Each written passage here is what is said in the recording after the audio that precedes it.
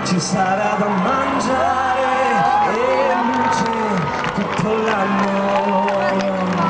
Anche i muti potranno parlare mentre i sordi già lo fanno.